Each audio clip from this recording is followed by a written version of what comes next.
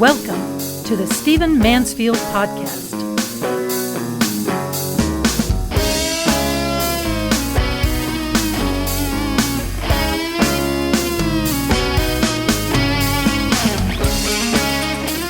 In this podcast, I want to talk to you about one of the most disturbing episodes that I've seen in my lifetime when it comes to American foreign policy.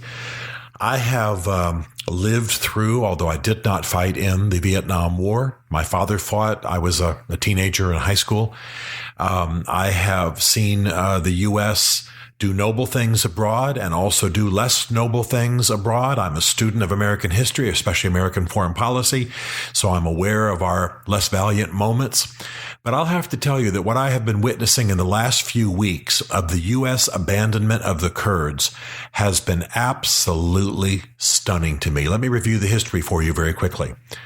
You know, if you listen to this podcast, and if you care at all about the Kurds, as I know many of you do, that on September 25th of this year, 2017, Iraqi Kurdistan held a referendum just finding out whether the people of Iraqi Kurdistan and people outside of that region, also Kurds outside of that region, wanted independence from Iraq.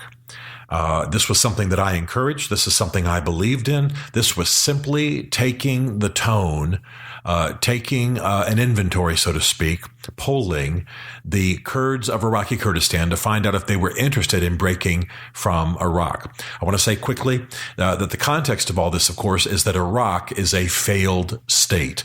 The government in Baghdad is not only notoriously corrupt, but is increasingly run from Iran, the government in Baghdad being right now Shiite controlled. So the Shiite nation of Iran, the Shiite mullahs and the Shiite, the version of Islam practiced in Iran is Shia. It is very much dominant in Baghdad.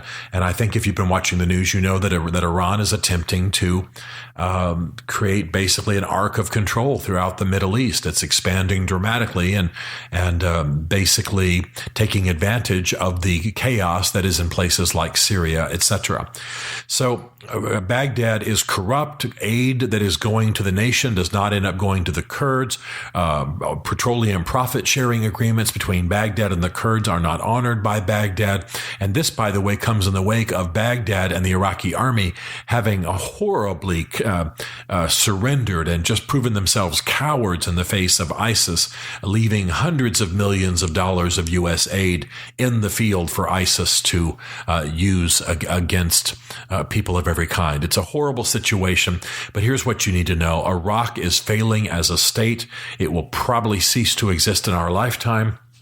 And so the Kurds, with much encouragement from outside, simply exerted their self-determination, a principle, by the way, that the United States has been in favor of ever since President Wilson made a case for ethnic self-determination around the world, and the U.S. has supported that principle. The Kurds did nothing more than do a self-poll and found out, of course, that the 90% of the Kurds wanted independence. Well, in the face of that, remember that referendum was on September the 25th. About 10 days later, on October 16th, a combination of Iraqi military forces sent by Haider al-Abadi, who is the prime minister, the head of Iraq right now, president of Iraq, and a popular thing called the PMU, the Popular Mobilization Unit, which is an Iranian-backed militia. Think about that. That's not the official army of Iran. It's an Iranian-backed militia. They invaded Iraqi Kurdistan, retook the disputed oil field of Kirkuk. Kirkuk is a city in Iraq, and it is surrounded by some of the richest oil fields in the region. And this was clearly Kurdish territory, clearly part of Iraqi Kurdistan. But the Iraqi military and this popular mobilization units, combination of units, so that's the Popular Mobilization Front, moved into Iraqi Kurdistan, drove out thousands of Kurds, looted homes, punished Sunni Muslims. The Kurds have been very exemplary, I think, in having a unity amongst different Muslim factions and including Christians, Jews, Yazidis. I've extolled this many times. It's amazing the democratic unity that the Kurds have been able to foster in Iraqi Kurdistan. Kurdistan. That is not the case in Baghdad. That is not the case in the rest of Iraq. But now, in kind of an angry retort for this referendum, the Iraqi army is sent along with Iranian forces. That says quite a bit, by the way. The forces of another nation, and they take over the oil fields near Kirkuk, dominate the city of Kirkuk, move in with tanks and howitzers, heavy artillery, and drive out the Kurds from their homes, loot their homes, punish Sunni Muslims, and now they are just miles away from Erbil and threatening the capital of Erbil. Now, I'm not surprised by any of those machinations. I'm not surprised that Haider al-Abadi would do this. I'm not surprised that Baghdad would do this. And I'm certainly not surprised that Iran would send militia. What is absolutely stunning to me is the silence of the West.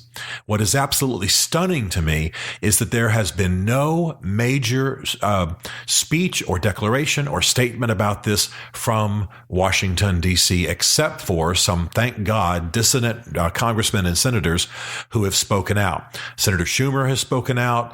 Marsha Blackburn, congressman from Tennessee, has spoken out. There have been others.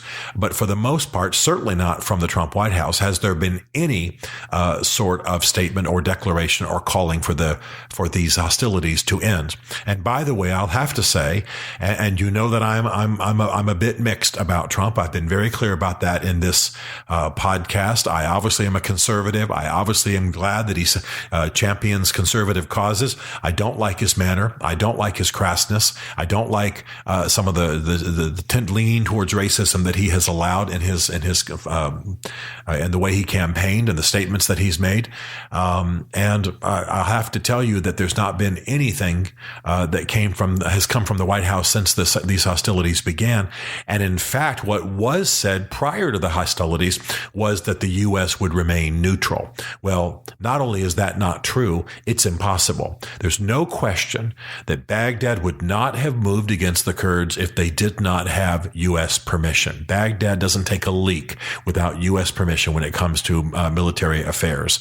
And so there's no question that the U.S. signaled neutrality, secretly gave permission to Baghdad, and now the Kurds, who have been loyal allies to the U.S., who did most of the on-the-ground fighting against ISIS and defeated them, who have been noble in building in Iraqi Kurdistan a democratic, pro-Western, pro-free market, and even largely pro-Israel society that welcomed foreign investment and that yearns to be the beginning of an independent Kurdistan. The United States and the Western nations have betrayed these people. These people I've spoken about many times, 35 million strong worldwide, promised an independent nation as long ago as World War I, but European machinations and deals betrayed them then. They've been betrayed since by the Western powers, and now they're being betrayed again.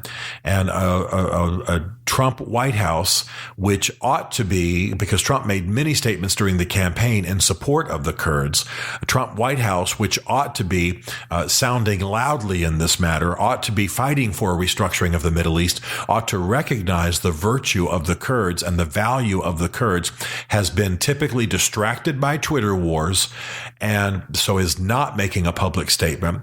Right before the referendum, Secretary of State Tillerson urged Masoud Barzani not to hold the referendum.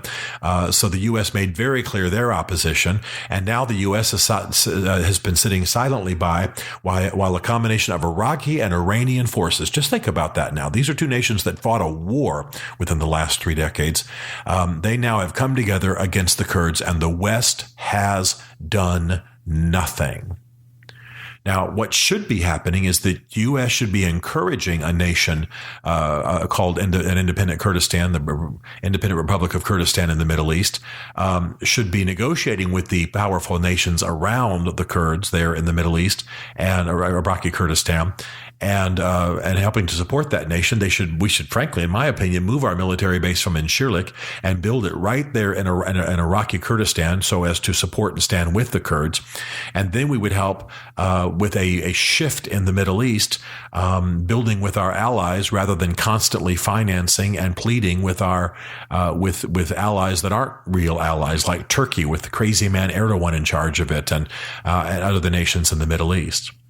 So be assured that what's happening right now is that there is an invasion of Iraqi Kurdistan happening, and it's being done by Iraqi and Iranian troops only because the Kurds polled themselves to see if they wanted to be an independent nation. The conclusion was yes. The Kurds immediately began to schedule democratic elections and immediately turned to Baghdad and the U.S. to ask for help. The answer was tanks and large artillery and mobilization of thousands of units and deaths. There have been a number of deaths. Now Baghdad is issuing arrest warrants for prominent Kurds. And the U.S. is doing nothing. And my biggest gripe about the Trump administration, again, since it's a largely conservative administration, it reflects much of what I believe. But the problem is they're always distracted with the latest fight. They're always distracted with the latest Twitter war. They're always I'm grieved that this young soldier was killed. But this fight between the Democratic Congresswoman from Florida and Trump over what Trump said to the widow and all of this. This is a distraction from more important business. I'm not talking about the death of the young man. I'm talking about the hassle between politicians. And while all of that is going on, we are seeing the potential decimation of the wonders of Iraqi Kurdistan. And by the way, we sent young men and women to die for the independence of Iraqi Kurdistan, amongst other parts of Iraq. And now the people we liberated, the nation we liberated, the country that we helped establish, the country whose free elections we celebrated, the country who we laid down lives to help free from Saddam Hussein. Now part of that country is invading another part. So what's happened is that we have liberated Baghdad to become a predator nation, Iraq to become a predator nation against the people called the Kurds, who have been promised freedom by the West for more than 100 years. This should stop. It should stop now. Negotiations for an independent Kurdistan should occur. It will only benefit the nations nearby. But right now, the West, and particularly the United States, is actually encouraging by its silence a horrible travesty of justice, but beyond that, also horrible violence. And we are going to see a bloodbath happen, and we are going to see our promises betrayed. And you want to taint a generation with bitterness, with anger, with anti-Western sentiment. Let's continue doing it this way. The U.S. should immediately insist that Iran back off, insist that Baghdad stop besieging the Kurds, should help with negotiations for an independent Kurdistan, and should support it in every way possible, including, I believe, moving our airbase from Incirlik and put it somewhere just outside of Erbil, Iraq. These are serious matters, and I don't know that serious people in our government are being allowed to focus upon them. Certainly Donald Trump is not. Certainly the press is not. And yet, as I say again, American blood is in the ground where this injustice is happening. Stephen Mansfield is a New York Times best-selling author, a popular speaker, and a frequent faith and culture commentator on Fox and CNN. His groundbreaking books on faith and society include The Faith of George W. Bush, The Search for God in Guinness, Mansfield's Book of Manly Men, and Lincoln's Battle with God. Learn more at stephenmansfield.tv.